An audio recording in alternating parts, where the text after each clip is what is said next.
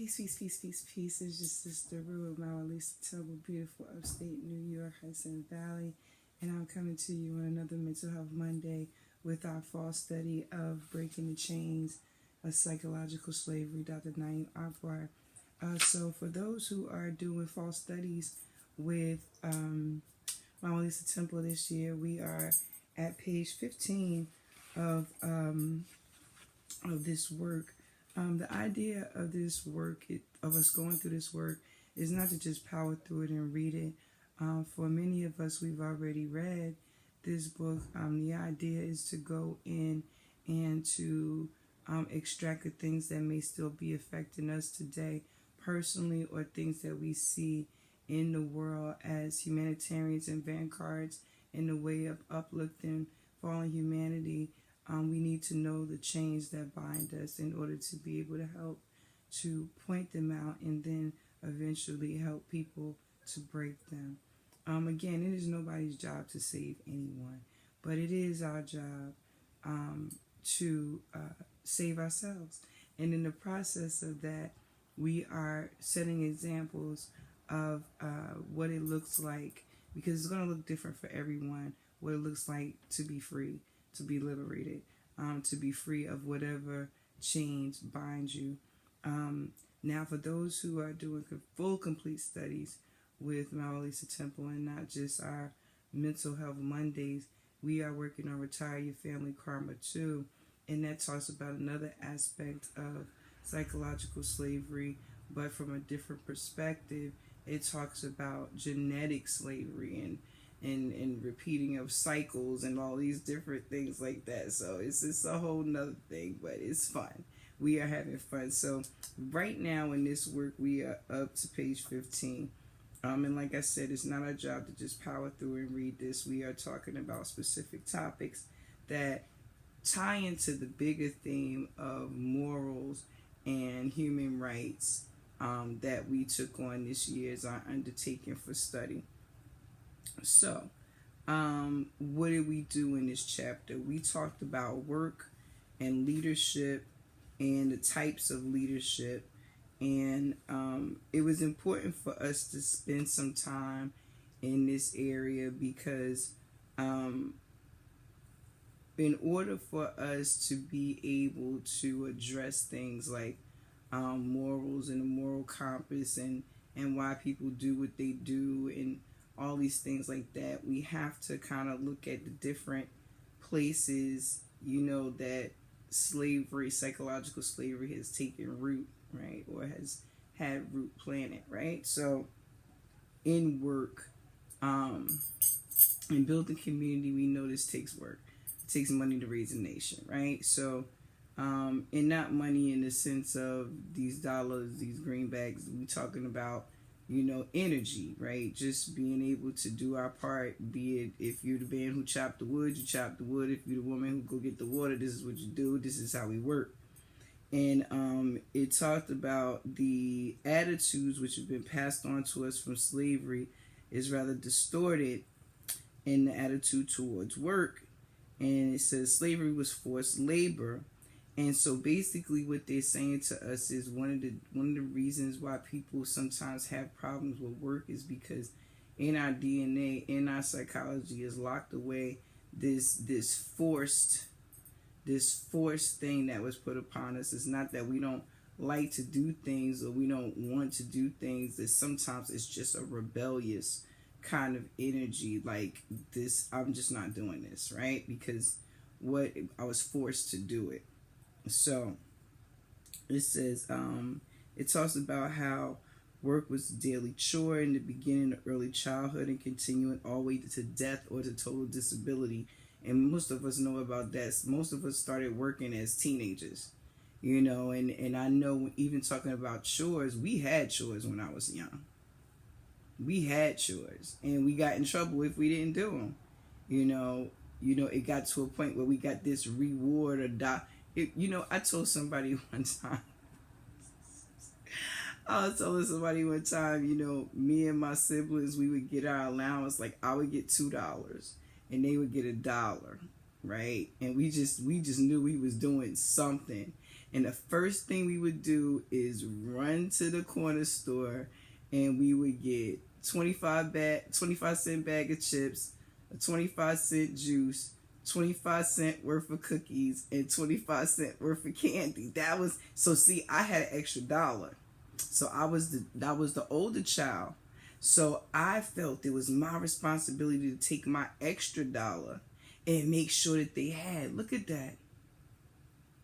That was programmed into me. My mother never said, "Oh, keep your extra dollar and do for your siblings." That was something that was just in me. I watched my mother do, and so I did what I saw my mother do. And a lot of times, that blind kind of, why do we even do what we do? Like who taught me that? Is that just natural, or is that a learned behavior?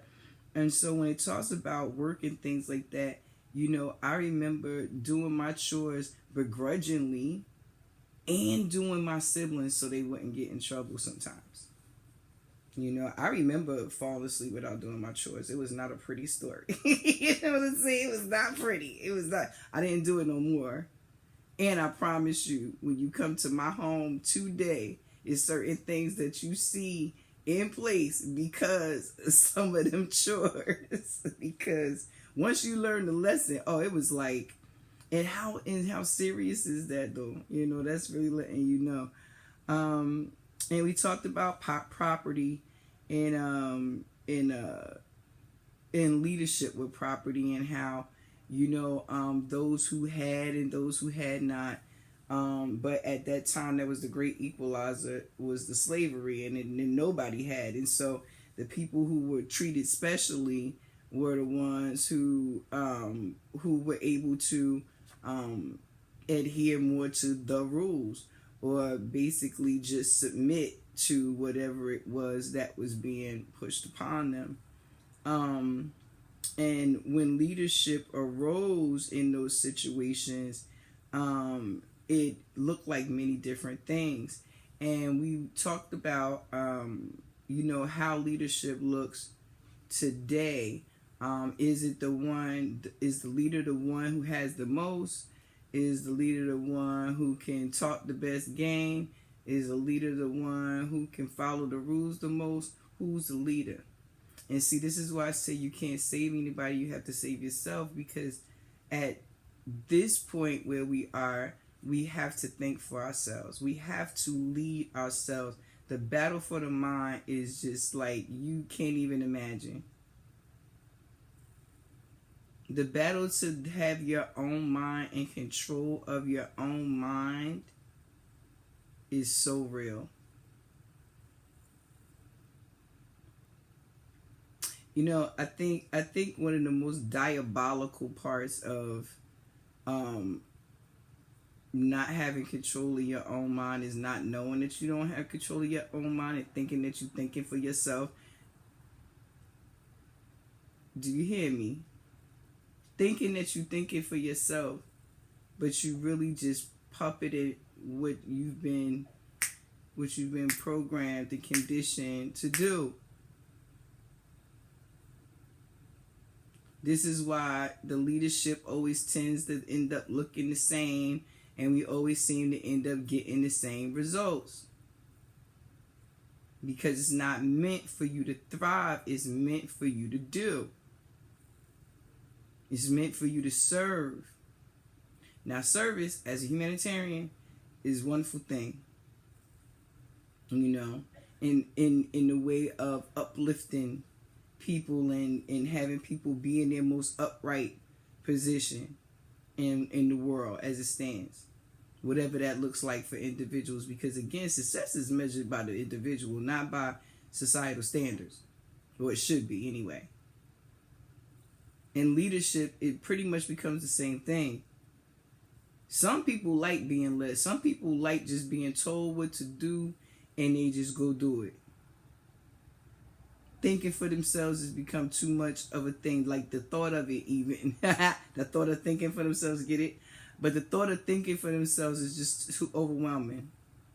Oh, well, we always did it this way. It's best to just follow so-and-so because they know what's best for me, i.e. our people, i.e. my family, what have you. I'm going to let you know. if I'm going to fall down, let me fall down because I made the choice. Or I made the decision from the choices that were laid before me. If I'm going to fall down, let me do it that way. Don't let me fall down on somebody else's nonsense. Because I was following somebody and fell into the hole, following them blindly. No, thank you. If I fall in the hole, let me fall in the hole on my own. Because then I don't have nobody to blame but me. And whatever is holding me. Okay? So that was really strong for me because I watch people follow people blindly all the time. I've been in this world a good amount of time. And I've been in this state of awareness for some time. Different levels, believe me. Oh my goodness. Oh, I can't even begin to tell you the levels. Can't begin to tell you the levels. A friend and I were talking the other day. We were talking about the beauty of the reawakenings, the awakenings if you think you awake. It's like, I'm awake. Oh, no, wait a minute. Now I am. Oh, wait a minute. Now I am. Oh, no, wait a minute. Now I am. You know, these things, these levels, they for real. But at a different level, you know, everybody needs what they need. You know, and for me, I'd rather lead myself. I'd rather make my own decisions. I don't want my decisions made for me. I don't want to follow anyone blindly. And I convey that in the way I move and the way I navigate my life. You know, it's very real for me.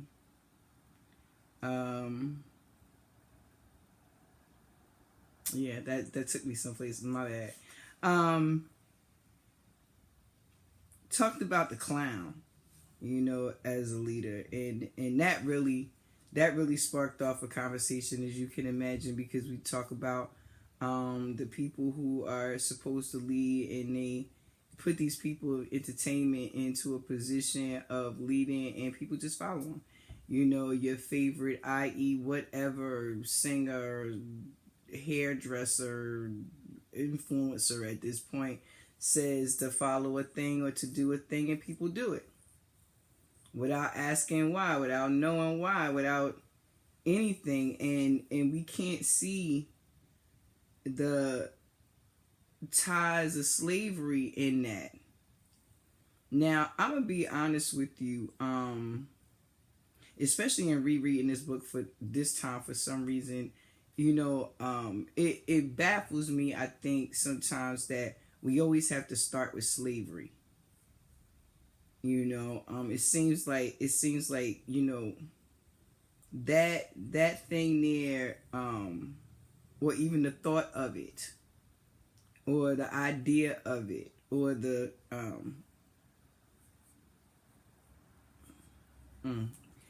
the idea of it, even the fact that we have to start there is a problem for me anyway. But you know, in doing this work, you know, you got to go where the illness is, right? So the doctor got to treat what's there, right? So the physician has to heal what's there.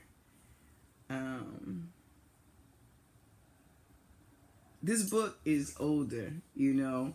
And in reading it this time, I had to laugh because it mentioned Bill Cosby.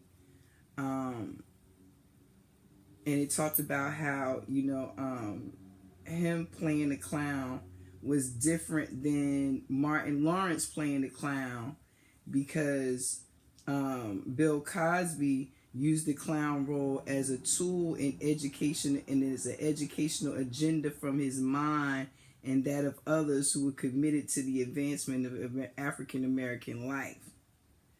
But when it talks about Martin Lawrence and JJ from Good Times, it says the buffoon Martin Lawrence in the 1990s and the bug-eyed JJ on the program Good Times in the 70s are updates in the 1940s and 50s type clownery and buffoonery that were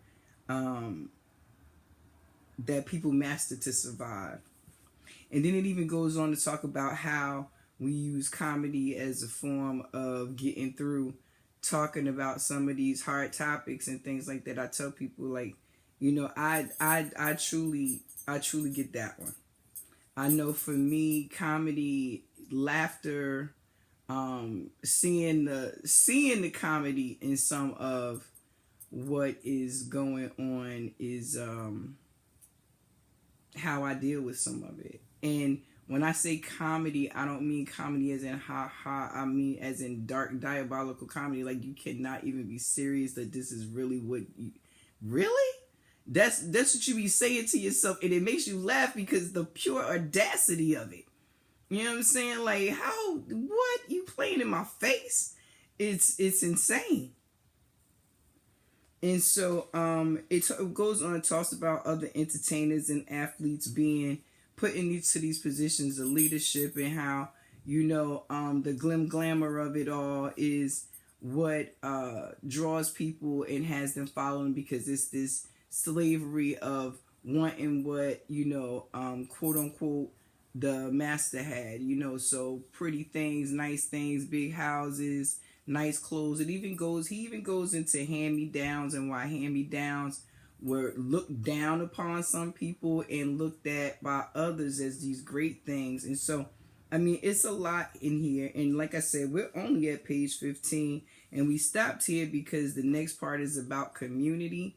And we really can't talk about the building of community and the work that needs to be done in community on morals until we really begin to address all the things inside of ourselves, especially if we're going to be the ones that are the vanguards in the way of helping in this issue that is still very present in our communities and still very present in the world. Like, we are in such a bubble here, but at the same time, we have to worry about right here, right now, because this is where we are, right here, right now. And this is what's affecting us, affecting our children, affecting our loved ones. And, it's just, this is what it is.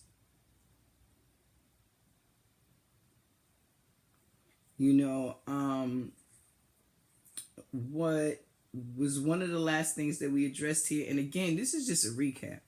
This is just a recap. If you really want to do the work, you'll be doing the work with us in fall studies. We do these recaps because it's important for me to remind the people why it's important to do studies, like deep, in-depth studies. And it's no better time than in the fall and in the winter to really get into your studies, to start to pick apart the things so you can spring forth in the spring brand new.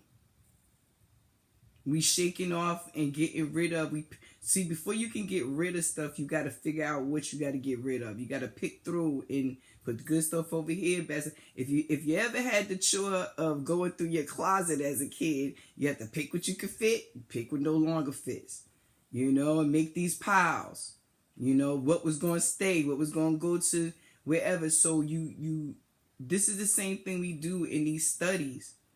We go into self, and we examine what things am I still holding on to? What ideologies and things are still keeping me from living my best life and from doing my best service? Because at the end of the day, it is about service. We are here to experience, but also to serve one another. Like, this is about love. And I know somebody gonna be like, oh my gosh, she's not talking about love. Yeah, I am, but I'm not talking about it in the way you think. Love, like I tell people, most people don't even know what love really is, like real talk. I mean, I know I didn't. I thought I did when I was young, and I think I do now. But the one thing I do know is that it is in service, and in my service to community, I find a joy that I call love, and that is why for me, the part that talked about being forced to do a thing or do a thing because it just is in you to do. In our talk about morals, we begin to talk about our moral compass and what shapes it and what molds it and what makes us, again, stand on what we stand on and not on other things. And one of the things I was always, something that's in me is against any kind of hindrance, any kind of slavery at all. I am like, be free, my friend. You know what I'm saying? Like, but freedom, freedom looks different for everybody. And I had to learn that too. Is that everybody don't want to be free. Like we said, some people like just staying where they at and going along to get along. They like, hey, we ain't mess with it and they ain't mess with us. We got what we need and we fine. For some of us, that ain't enough. I don't know. For me, it's just not enough. Because that might work for right now, but what is the legacy that we leaving behind? What are our children, our grandchildren, our great-grandchildren? Are they going to be plagued by the same things that are plaguing us now? I mean, for that to be a thing would be more than a crime. And that's just my thoughts on it. Like, if we have been bamboozled thus far, right? And we mad. We like, I can't believe the system lied to me. Are we going to let that same system rule and run our future too? If we're going to let it educate our children, we going to let it... Are you kidding me right now? Is it not going to look the same or worse? It's deteriorating by the day. And it ended, like I was saying, the last page was personal inferiority. Not thinking that we are anything. We got people that walk around here with I love the people that walk around like, I'm this and I'm that, knowing damn well on the inside their self-esteem that big. See, they put on all these airs because they have to keep themselves puffed up. I know my mother even told us to fake it till we made it. I know what this is, people. I'm living it. And again, I'm not here to convince you. I'm sharing what we studying. This is what we do in Mount Lisa Temple. We uplift fallen humanity through bettering ourselves, through refinement, and giving people places, safe places to explore that. Ask questions that they can't ask in other places because people be like, you really? That's stupid. No, we take all questions here. If you have any questions for us, feel free to reach us in the DMs on IG at MountLisaTemple1 and then email MountLisaTemple@gmail.com. All questions are received and will be answered to the best of our ability, either in private or addressed in a video if you like. Free charge. We ain't charging for answers over here. We solution based. I don't come on here and lament to you and tell you what the problem is. Now I could, and I may have in some of my old blog talks. I might have went off like I'm so sick of whatever, and I really am. I still am. And that's why I'm doing this time. That's why I'm doing this now. This is why I'm doing this still. I'm not new at this rodeo. This internet shit is new. I'm not. This is what I've been doing since we was talking about it on the street corner, since we was making VHS tapes.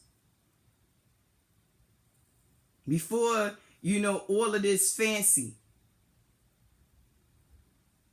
So I stand on this. And I know that breaking these chains, changing our minds, getting control of our minds, cleaning our minds, are the things that will keep us hindered from living our best lives. And we don't even know what our best lives look like. Some people think their best lives look like all these $1 million and all that. I can promise you, simple is, it's a feeling. You hear me? Getting up when you want, doing what you want in the course of your day, sitting time, talking to the sunshine and the trees, experiencing health in your body and vitality and joy. I'm rich, bitch. You know what I'm saying? If that's the measure, I'm already there. Now, are there things that I want to do in community that require, yes. But I need to be able to get that with a mind that's right to do that. Look at the people who get millions of dollars and do nothing. I want every one of my dollars to mean something to somebody, not just to me. Because it means very little to me. I'm going to tell you real talk. I am one simple. You leave me alone with my toys, my comics, my music, my books, some good conversation, some good food. You know what I'm saying? And I'm good. I don't need all the fancy. Whatever that is. I like fancy. I clean up nice. Trust. But at the same time, a simple night like this, sitting here sharing chain-breaking information where whoever will listen, that's a thing. That's a vibe for me. Somebody will say, well, this is about self-gratification. You know what? Go ahead and run with that. I'm saying I chose to put on the armor of what my purpose is, and it's in service to humanity. And so I'm here. Okay? Your sister's here. Again, we are working on breaking the chains of psychological slavery in this fall season. Part of our fall-winter studies, Dr. Naim Akbar. We are almost through the first chapter. We are going to be talking about community and family next. I can't begin to tell you the importance of being able to separate the things that were made to keep families apart and communities apart. I can't express to you how important it is that we break those chains. But first, we have to break the chains about the way we look at ourselves, the way our work ethic, and what is and what is not proper in terms of leadership. Okay? Even in leading ourselves. We don't want to lead ourselves astray. Correct? So, this is your sister Rue over at Mawalisa Temple. Again, our DMs at Mawalisa Temple 1, Gmail, mawalisatemple@gmail.com, YouTube Mawalisa with a Z, 4610, and I'll have all of that underneath. And I'm also gonna put with this post a couple of questions that came up during the course of this beginning of this study, because like I said, we are taking this book and we're going through slow. We got all fall and we got all winter, and we got some great other things that we are studying as well. Don't forget, like I said, we are doing Retired Family Karma. We are doing Divine Soul Mind Body Healing Transmission System by Dr. Shah. And we got some other great stuff coming up, because again, this is just the beginning. And this is the first 12 weeks. So I am so excited to be the one to be able to represent Mawalisa Temple and bring this information to you. Again, this is your sister Rue, Mental Health Monday, working on breaking chains of psychological slavery. Dr. Naim Akbar is our book that we are using. Our general theme topic for this year is morals and moral compass. So I look forward to seeing you next week. Remember, get your studies in, and hey, answer those questions down there. And if you have any, don't forget to send them to us. This is your sister Rue, Mawalisa Temple. Until next time, peace.